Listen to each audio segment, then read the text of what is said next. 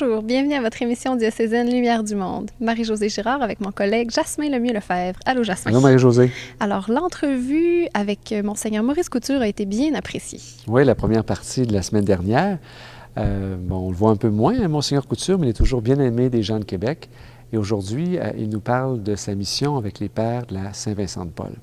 Et on sait que pour les pères de la Saint-Vincent-de-Paul, hein, la notion de justice, de lutte contre la pauvreté est très importante. Et il y a une nouvelle Bible qui est publiée présentement qui aborde de façon spéciale le sujet.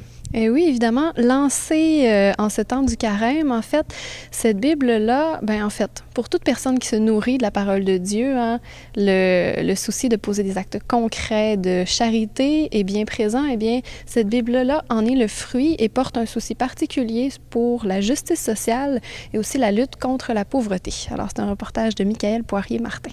Et pour débuter, le 2 février, depuis quelques années déjà, se déroule ici, dans la magnifique église des Saints-Martyrs canadiens, dans le quartier Montcalm, une belle rencontre de tous les gens de la vie consacrée de Québec. On sait que c'est la journée mondiale de la vie consacrée, également à la Chandeleur, hein, ce 2 février-là.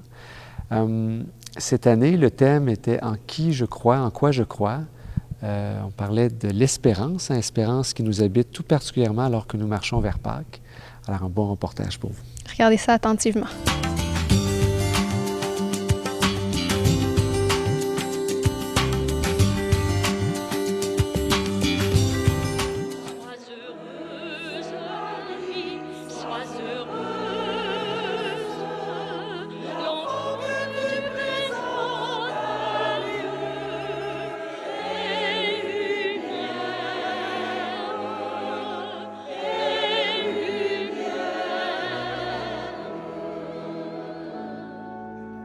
Pourriez-vous me dire un peu qu'est-ce que c'est que la Journée mondiale de la vie consacrée? Bon, c'est en 1997, le pape Jean-Paul II a demandé à l'Église universelle de souligner la journée de la lumière, la journée de la vie consacrée, prier, rendre grâce pour le don de la vie religieuse, le don de toutes ces personnes qui donnent leur vie à Dieu. Et on cherche un thème qui va avec l'actualité de l'Église. Alors cette année, on a choisi un thème en relation avec l'année de la foi. Et quel est-il ce thème? C'est « En qui je crois, en quoi je crois et mon espérance ». Quelle est l'espérance justement de ces personnes consacrées? Où vont-elles chercher leur source d'espérance et comment deviennent-elles aussi une source d'espérance pour les autres? On est quand même dans un contexte particulier. Bon, on va chercher notre espérance dans la foi. Dans notre foi au Christ, mort et ressuscité. La foi, c'est une intelligence amoureuse qu'on dit, et je le crois. Alors, on va chercher dans la foi, dans l'amour. Et comment ça se concrétise ça, dans la vie, dans le quotidien de ces gens-là? Bien, ce sont d'abord des gens qui prient. C'est une bonne chose encore, prier. C'est des gens qui sont au service des plus pauvres. Vous les voyez à l'Aube-Rivière, vous les voyez au Soupe populaire donner des classes à des enfants défavorisés, vous les voyez auprès des malades. Ce sont des engagements discrets, mais qui sont là et qui font, qui font palpiter le cœur du monde à la bonne place.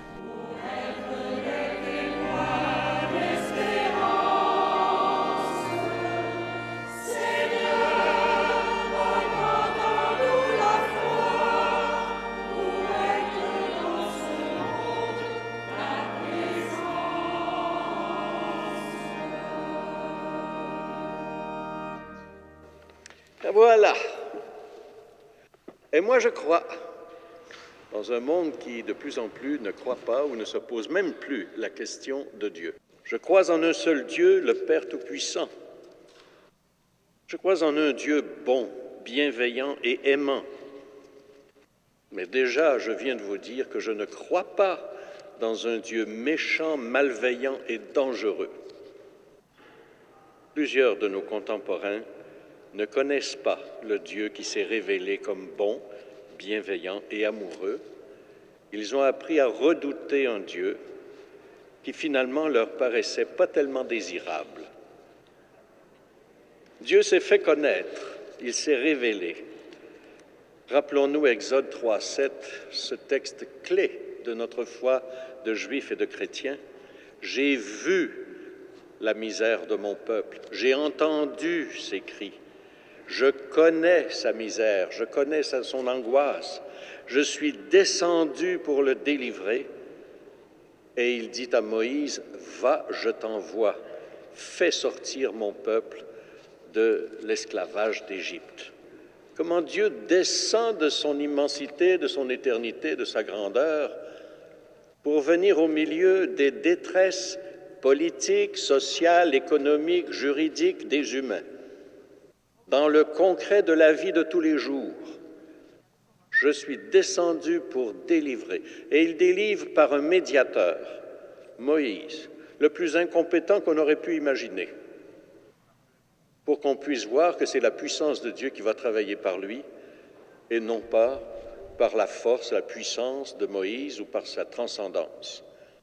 C'est consolant pour nous de voir quand même que Dieu prend des incompétents et qu'il va les accompagner pour réussir des missions difficiles qui auront du succès, mais non pas à cause de notre compétence à nous, à cause de la puissance de Dieu que nous portons.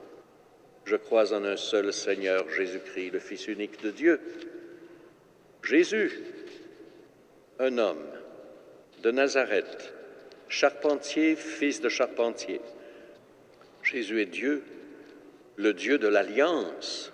Si on remonte à l'étymologie du mot Seigneur, comme du mot en hébreu, en grec, Kyrios, le Seigneur est le propriétaire, le maître, le suzerain, en qui se noue la relation d'alliance, celui qui voit aux gens qui lui sont confiés, qui en est responsable. C'est lui qui propose et qui maintient un lien d'alliance avec les siens.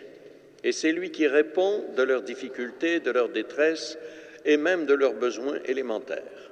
Jésus est le seul médiateur avec qui, par qui et en qui la relation d'alliance nouvelle a été scellée par sa vie dans son sang.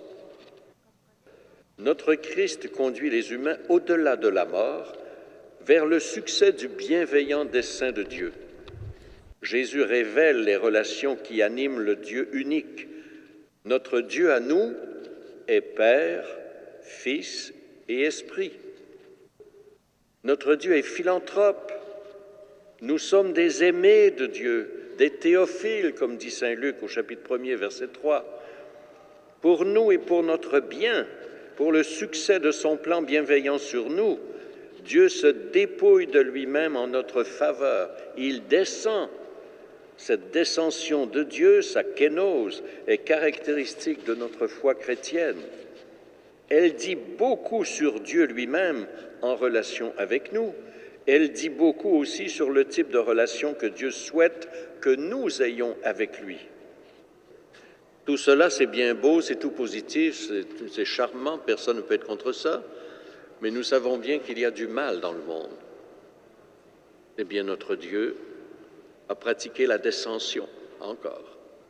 Et il a versé la rançon pour nous arracher à tout esclavage du mal, l'esclavage de mon péché. Nous n'appartenons pas au mal, nous appartenons à Dieu, nous appartenons au Christ qui s'est livré pour nous. Et il a mis la rançon sur la table. Avez-vous un péché, un vice, une crochitude, une bornitude qui peut gager plus cher sur votre vie que ce que le Christ a mis là? Avez-vous un abuseur, un dictateur, un violeur qui peut gager plus cher sur votre vie que ce que Dieu a mis là? Avez-vous une vieillesse, même une mort, qui peut mettre plus cher que ce que le Christ a mis là? Vous appartenez au Christ. Cette idée de la rédemption, cette théorie de la rédemption que nous avons appris de notre Dieu, c'est notre ministère qui s'ouvre à nous aujourd'hui. C'est dans toute l'histoire d'amour. Dans l'Eucharistie que nous allons célébrer tout à l'heure, nous allons rappeler ce que le Christ a fait pour nous, cette rançon qu'il a versée. Il a livré son corps et versé son sang pour la rédemption du monde. Et on va ajouter par après, faites cela en mémoire de moi. Alors à votre tour, nous allons rappeler, faites cela, on rappelle ce que Jésus a fait. C'est facile d'obéir à ça. L'autre partie qui est plus difficile à obéir, à votre tour, livrez votre corps et versez votre sang pour la rédemption du monde. Faites comme Jésus a fait. Donnez votre vie pour ceux que vous aimez. Livrez-vous vous-même au risque de perdre votre sang vous aussi, pour la rédemption du monde, pour qu'il n'appartienne pas à l'esclavage du mal. C'est tout le chantier de notre vie, celui qui est le vôtre et le mien.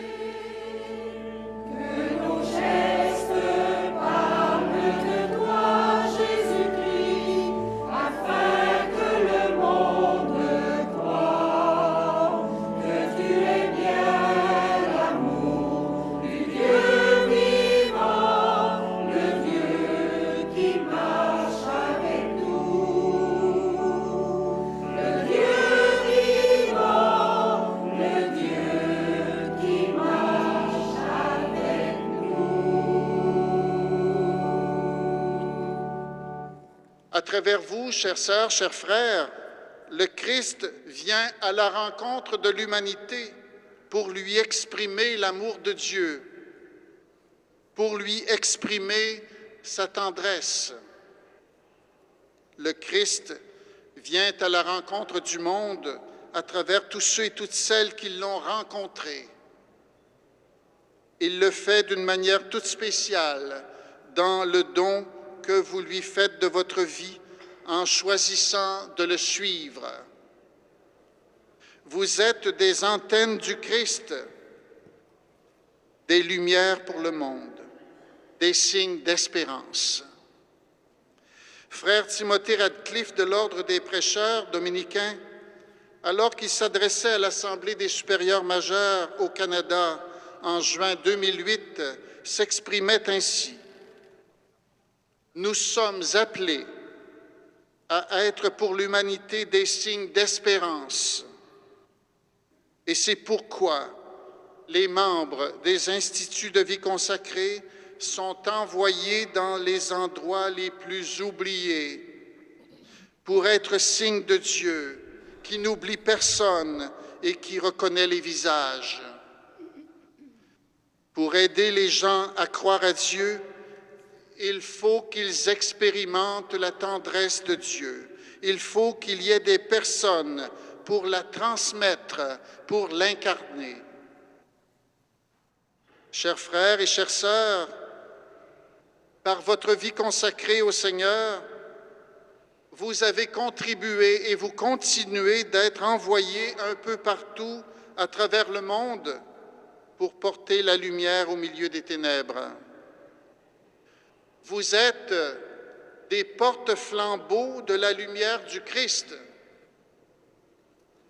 Vous contribuez, à travers la multiplicité de vos charismes, à faire connaître le Christ et le plan de salut de Dieu pour toute l'humanité. Amen.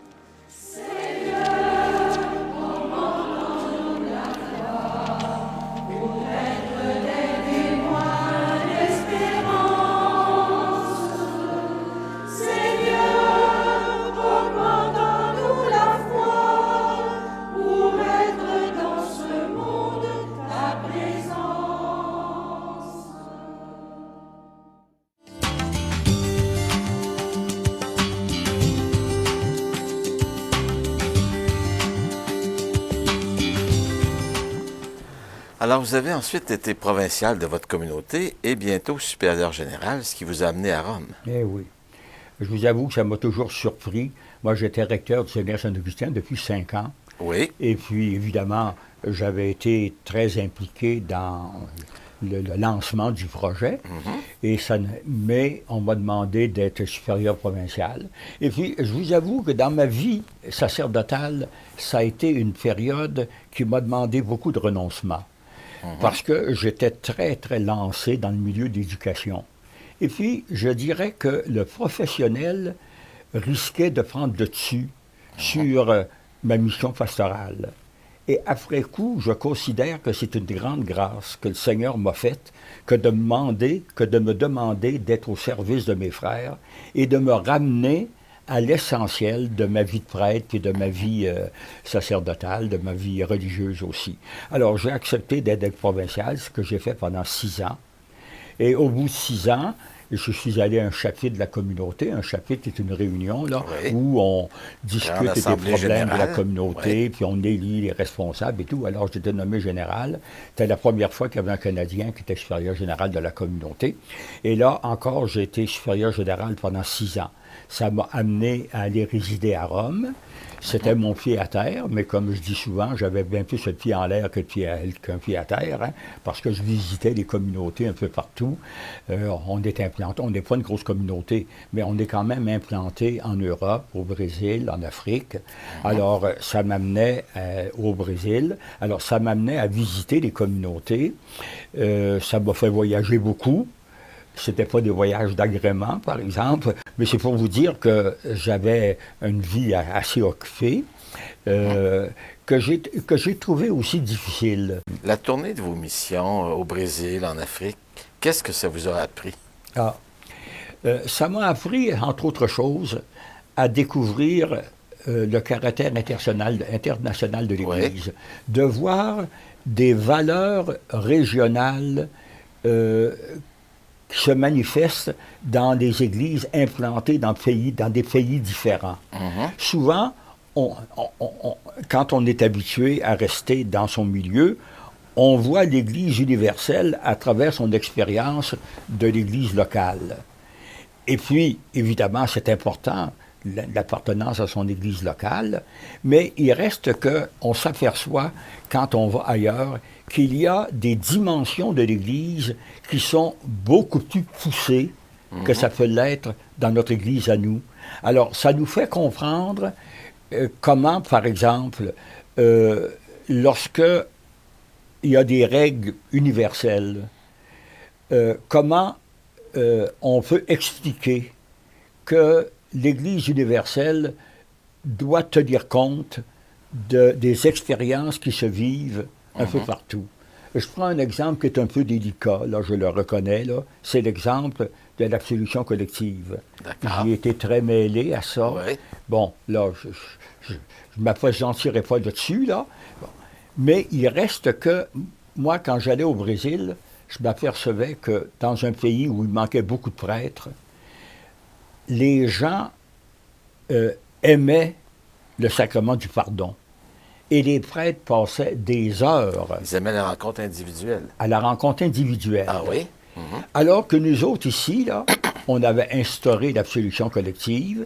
Elle ne l'était pas encore dans le diocèse de Québec, Ouais. mais c'était tellement généralisé que moi, ça m'a amené à dire on va se mettre au diapason des autres, avec l'espoir qu'on pourra cependant mettre l'accent sur des aspects qui sont positifs dans l'absolution collective. Le fait, par exemple, d'avoir une célébration du pardon qui est élaborée, de pouvoir faire une célébration qui dure 3/4 d'heure, 1 heure, au lieu qu'on passe comme ça en vitesse. Là, hein? Oui. Bon. Mais par ailleurs, il y a aussi dans la démarche individuelle des valeurs qui sont aussi très importantes.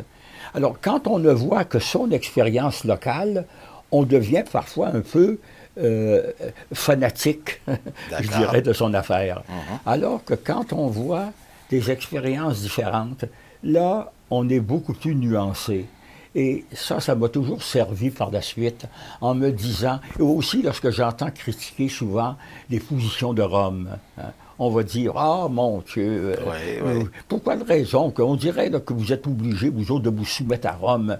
Il me semble qu'on est capable de dire, mais Rome est obligé de tenir compte de l'Église universelle.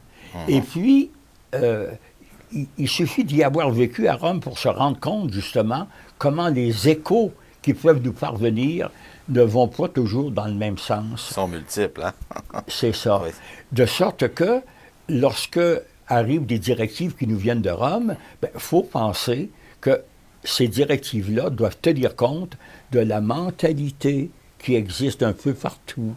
Il y a donc une part d'autonomie que chaque Église doit avoir, chaque Église locale doit avoir, mais il y a aussi, pour qu'une cohésion demeure entre les Églises locales, qu'il y ait des réglementations, qu'il y ait même des points disciplinaires qui demandent qu'on ait plus d'uniformité. Il vous nous avez vous-même introduit dans la prochaine section, celle de votre mandat comme archevêque de Québec. On y arrive.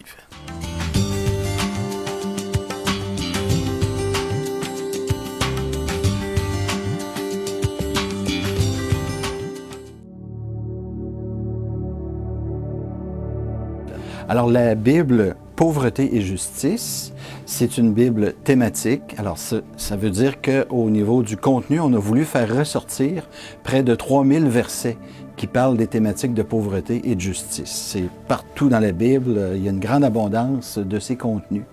Mais d'abord, c'est une traduction un peu particulière. Une traduction qui s'appelle « Parole de vie ». Et elle s'appelle « Parole de vie » parce qu'elle est réalisée en français fondamental. Alors, le français fondamental, qu'est-ce que c'est?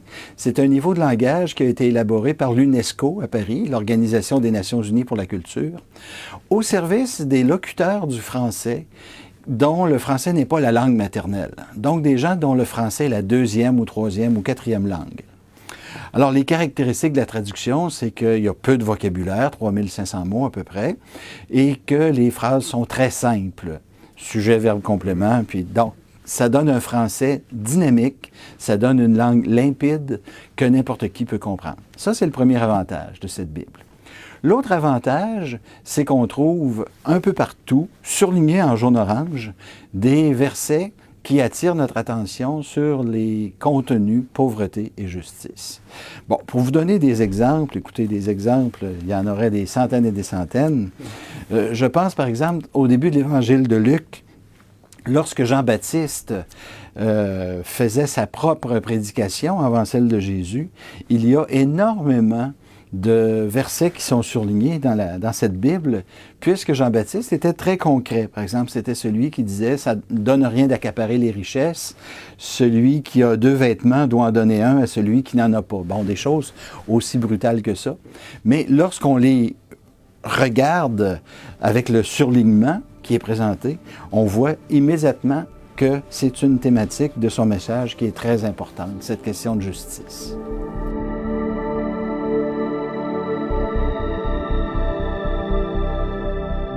Mon livre préféré de l'Ancien Testament, que j'appelle plutôt le Premier Testament à la suite des Pères de l'Église, c'est le Lévitique. Alors, le Lévitique, un livre qu'on ne lit jamais, parce qu'on se dit, grâce à Jésus, on n'a plus besoin de toutes ces lois, surtout pas des lois sur les sacrifices d'animaux. Mais ces lois sont pétries quand même d'un souci d'accessibilité à tous les membres du peuple de Dieu. Alors, c'est ainsi qu'on va trouver au chapitre 5 du Lévitique des consignes qui s'adressent aux gens les plus pauvres. Les riches, eux autres, on leur disait, par exemple, pour l'Holocauste, vous amenez un taureau. Bon, il fallait être fortuné pour pouvoir sacrifier et brûler au complet un taureau. Les gens les plus pauvres, on va parler, par exemple, de 2 tourterelles ou 2 pigeons. Ça, c'était quelque chose que tout le monde avait à domicile, parce que si vous êtes déjà allé en Égypte, vous avez peut-être remarqué, tout le monde a un petit poulailler dans le fond de la cour, un petit poulailler en terre battue, où on élève quelques animaux qui vont finir à la casserole. Alors donc, c'était le cas pour les Hébreux qui avaient vécu en Égypte. Ils étaient familiers avec cette coutume-là. Et donc, on voyait arriver au temple des gens avec leurs petits oiseaux. Et c'était un sacrifice qui était aussi considérable que celui des riches avec leurs taureaux. Là où ça devient très intéressant, c'est quand on arrive dans l'Évangile de Luc, au chapitre 2, et qu'on nous raconte la visite de Joseph et de Marie au temple de Jérusalem, et on constate que ce qu'ils amènent en sacrifice, c'est précisément des oiseaux. Alors là, on se dit, oh, voilà tout de suite un indice de la catégorie sociale à laquelle appartenaient Joseph et Marie. Ce n'étaient pas des riches, c'étaient des pauvres, mais ils avaient leur place dans le peuple de Dieu, puisque leur très humble sacrifice avait la même valeur que le sacrifice des riches. Nous vivons dans une mentalité où nous savons que les ressources sont abondantes et les besoins de base sont généralement assez faciles à satisfaire pour tout le monde. Mais ce n'était pas le cas au temps biblique. Et je pense que c'est important pour nous, Nord-Américains, de nous sortir de notre mentalité de gens relativement satisfaits et de communier d'un peu plus proche avec les grands besoins spirituels, mais aussi physiques et corporels des gens qui ont écrit la Bible. Et je pense que de prendre conscience de leur fragilité, ça nous permet aussi d'apprécier ce que la Bible en dit, parce que la Bible arrive avec un message de nouveauté, avec un message d'abondance, avec un message de bienfaits qui viennent de la part de Dieu. Et je pense que de communier à leur misère, ça nous permet de comprendre la force du message qui leur était adressé et de se poser la question, mais est-ce que nous n'aurions pas, nous aussi, de grandes pauvretés? Est-ce que nous n'aurions pas, nous aussi, de grands besoins? Est-ce que nous n'aurions pas, nous aussi, besoin d'entendre cette bonne nouvelle qui, jadis, leur a été proclamée? C'est comme si on disait, aujourd'hui, il faut faire la Lectio Divina, mais qu'on oublie que dans Lectio Divina, il y a l'expression Lectio. Il faut faire la lecture des textes avant de sauter tout de suite aux conclusions spirituelles. Bien, je pense que cette Bible nous ralentit dans notre lecture, nous permet de rentrer dans des vrais problèmes et nous rend plus sensibles ensuite à répandre la justice dans les situations de pauvreté d'aujourd'hui.